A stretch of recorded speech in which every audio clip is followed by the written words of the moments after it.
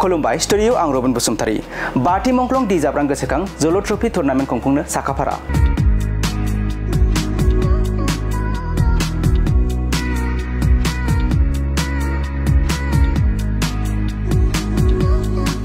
नंगौ चिरां जिल्लानि सिङाव थानाय बेंटल अन्थाइबारि माया क्लाब एन्ड लाइब्रेरिया गुबुन गुबुन बोसोराव खुंबोनाय बायदिनो देग्लायबो बाथि खेब मुंख्लं दि जाब्रां गोसोखां जोलुर ट्रफी बादायलायनायखौ खुंफुंनो साखाफारा जादों।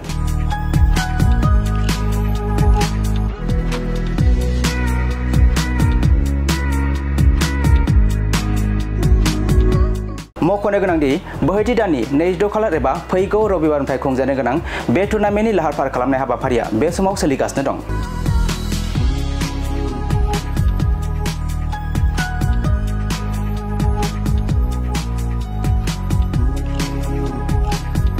बे टुर्नामेन्टनि सोमोन्दै अन्थाइबारि माया क्लाब आरो लाइब्रेरिनि खुंफुं आफादा मा फोरमायदों नोंथाङा आबुङै मिथिना लादो। गिबियावनो आङो जोंनि रादाब बुथुमग्रा नोंथांमोनखौ साबायखर बावग्रोयो। आं बे नोंथांमोनखौ हांख्रायनायनि गुबै जाहोनानो जाहैबाय जोंनि नैबे अन्थाइबारि माया क्लाबा देग्लायबो बाथि मार्टियार्स दि जाब्रां फुटबल टुर्नामेन्टखौ खुंनो आखायाव लाबाय आरो बिनि थाखायनो लाहार फाहार जाबाय।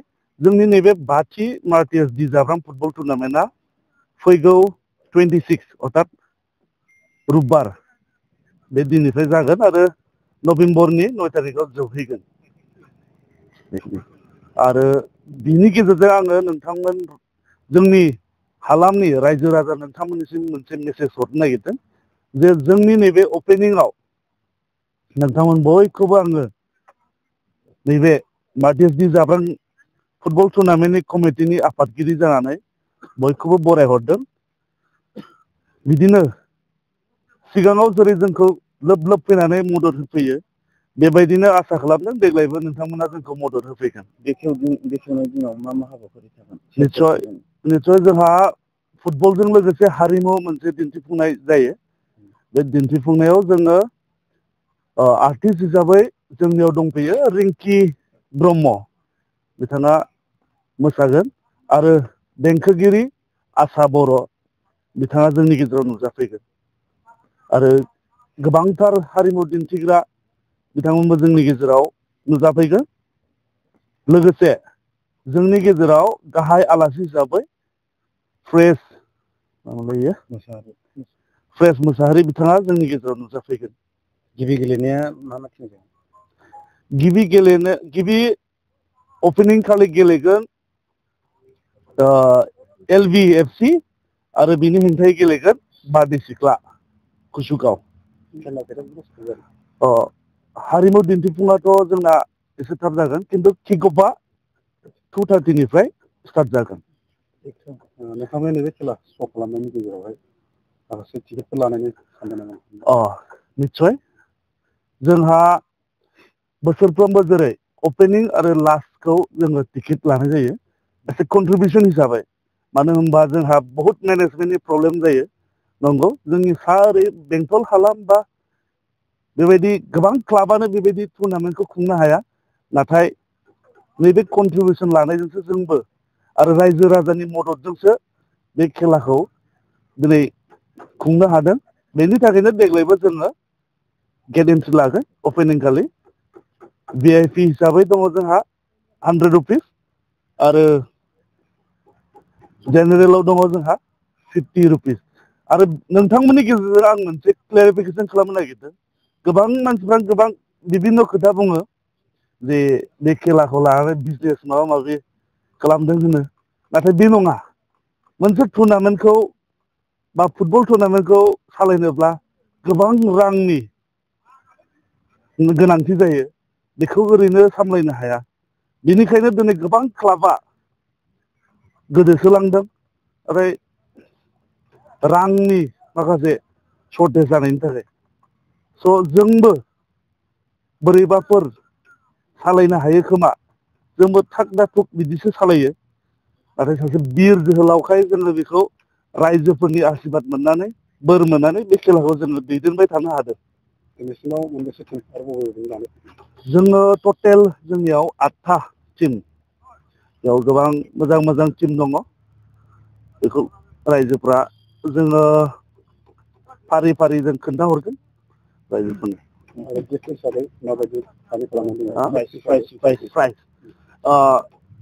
जोंनिया चेम्पियनाव जोङो ट्रफि प्लास 1 लाख 1 लाख प्राइज मानि आरो रानार्स आपआव दङ 50 प्राइज मानि विथ ट्रफि आरो बेस्ट प्लेयारनो जोङो 5000 बेस्ट किपारनो जोङो 5000 बेबायदि जोङो बेसेबांसो केपासिटि जागोन बेयाव मानसिफोर हाबनो हागोन जोंनि फिल्ड केपासिटिया जाहैबाय more than 3000 बेसेबां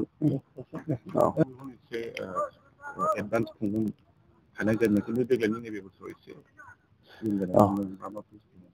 जाहोना देग्लायनि नैबे एसे लेट खुंनायनि मेन जाहोनानो जाहैबाय एसे आवगोलाव जोंहा बिटिसिनि बिसायख'थि जानानै थांबाय बेनि थाखाय जोङो एसे आख' फाख' जानानै जोङो फावसायनांगोन बेनो मेन जाहोना नङाबा जों बे खेलाखौ एसे आवगोलावनो खुङोमोन नाथाय इसोरनि अननायाव दिनैबो मोजां परिबेस जाफैबाय स' जोंनि खेलाया मोजाङै मोजां जागोन रायजोफ्राबो जथेस्थ' जोंखौ आशीर्बाद होफैगोन गिबियाव आङो अन्थाइबारि माया क्लाब एन्ड लाइब्रेरिनि जानानै जोंनि नैबे गिर जोहोलाव मार्टिर डी जाब्रां बिथांखौ मान बावो आरो लोगोसे बिथांनिनो न'खरनि गासैबो मानगोनां बिथांमोनखौ आङो मान बावहरनाय जाबाय लोगोसे दायो मोनसे मिथिहरनाय जायो बे जोंनि फैगोन 26 अक्ट'बराव जानो गोनां मार्टिर डी जाब्रांआव बे डी जाब्रां बिथांनि बिब' बिनानाव गासैबो न'खरनि सुबुंफोरा नुजाफैगोन बेजों लोगोसे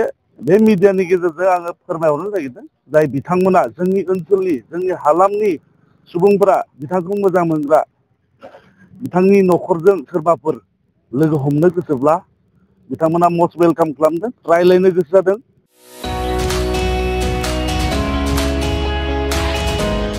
मोनसे फोसावथाय bachelor of vocational nursing care लानो गोसो गुदुं लाइमोनफोरनि थाखाय मोनसे गोजोनथाव खौरां बाक्सा जिल्लानि सिङाव थानाय बरमायाव rural institute of health science group of vocational nursing एडुकेशनाव बेचलर अफ भकेशनेल नार्सिं केयारनि थाखाय मुं थिसननाय एबा एडमिशना सोलिगासिनो दं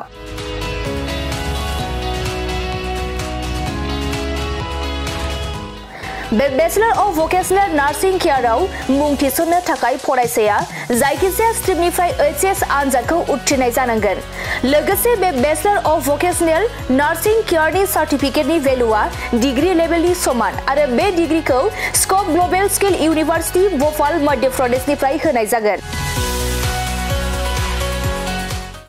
गुबैयै भकेशनेल नार्सिंनि सायाव बे bachelor of vocational nursing care कचिंखौ होनाय जायो आरो बे कचिंआ जोबखांनायनि उनाव नोंथाङा सरखारि साख्रि कर्परेट साख्रि आरो प्राइभेट साख्रि मोननायनिबो सुबिदा दं बिनि अनगायैबो बे कचिंआ जोबखांनायनि उनाव प्लेसमेन्ट साख्रिनिबो सुबिदाखौ नोंथाङा मोननो हागोन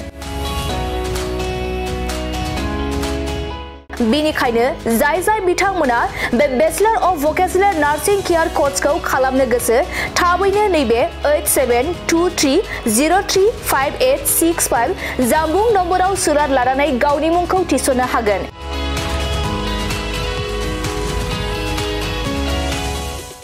खुलुमबाय आं नोंथांमोननो दिनै बे भिडिअनि गेजेरजों जोबोर मोजां मोनसे खौरां फोसावनो थाखाय लाबोनाय जादों जोंनि बाक्सा जिल्लानि सिङाव थानाय बरमायाव rural institute of health science group of vocational nursing एडुकेशनाव bachelor of vocational in nursing केयारनि एडमिशना सोलिगासिनो दङ आरो बेयाव एडमिशन लानो थाखाय स्टुडेन्टआ जायखिजाया स्ट्रिमनिफ्रायनो 12 पास जानाय जानांगोन आरो बेनि सार्टिफिकेटनि भेलुआ ग्रेजुवेट लेभेल एबा डिग्री लेभेलनि समान आरो बे डिग्रीखौ scope global skill university Bhopal मध्य प्रदेशनिफ्राय होनाय जागोन स्पेसियली भकेशनेल नार्सिंनि सायाव बेस खालामनानै बे कर्सखौ होनाय जायो कर्स कमप्लिट जाखांनायनि उनाव गभर्नमेन्ट जब कर्परेट जब आरो प्राइभेट जबजों लोगोसे फार्दार मास्टार डिग्री खालामनो गोसोब्ला खालामनोबो हायो आरो बेयाव कर्स कमप्लिट जाखांनायनि उनाव प्लेसमेन्ट जबनिबो सुबिदा दङ